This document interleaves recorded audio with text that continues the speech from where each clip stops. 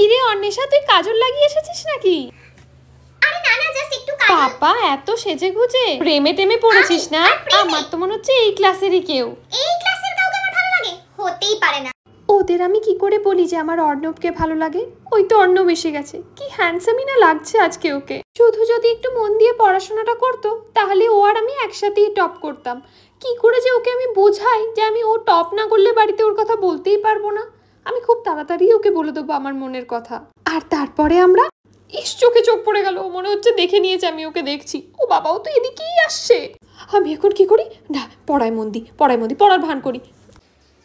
অন্বেষা, তুই ম্যাথের হোমওয়ার্কটা করেছিস যেটা কালকে ম্যাম দিয়েছিলেন? আসলে আমার করা হয়নি, আর ম্যাম এসে আমাকেই জিজ্ঞাসা করবে। করবেন। হ্যাঁ আমি করেছি তো। এইসব বস, আমি বস, আমি দেখিয়ে দিচ্ছি। দেখ, এটা এরকম ভাবে হবে, ঠিক আছে?